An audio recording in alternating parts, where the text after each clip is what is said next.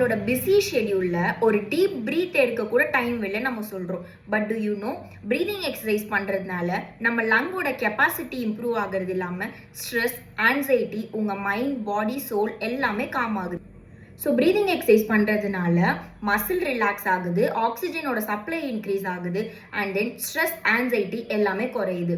So இது யாரெல்லாம் use பண்ணலான்னு பார்த்தீங்கன்னா, போஸ்ட் கோவிட் பேஷண்ட்ஸ், சிஓபிடி இருக்க பேஷண்ட்ஸ், அண்ட் தென் ஆஸ்துமா இருக்கவங்க, போஸ்ட்மார்ட்டம் மோமிஸ் எல்லாருமே யூஸ் பண்ணலாம்.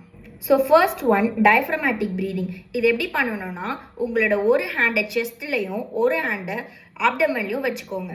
So one hand on your chest and the other on your abdomen. So இப்போ நம்ம ப்ரீத் இன் பண்ணும்போது நம்மளோட பெல்லி அவுட் ஆகணும், அண்ட் தென் ப்ரீத் அவுட் பண்ணும்போது பெல்லி இன் ஆகணும். ஸோ அந்த மாதிரி பண்ணுங்க.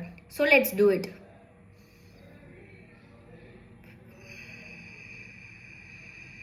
So second breathing, first lip breathing. So இதை எப்படி பண்ணணும்னா, டீப் ப்ரீத் இன் நோஸ் வழியாக எடுத்துட்டு, ஸோ ப்ரீத் அவுட் பண்ணும்போது லிப்பை வந்து விசில் பண்ணுற மாதிரி வச்சுக்கணும். Third one, segmented breathing. So உங்களோட ரெண்டு ஹேண்டையும் வந்து லோவர் ரிப்ல பிளேஸ் பண்ணிட்டு ஸ்லோவாக டீப் ப்ரீத் பண்ணி ப்ரீத் அவுட் பண்ணுங்க.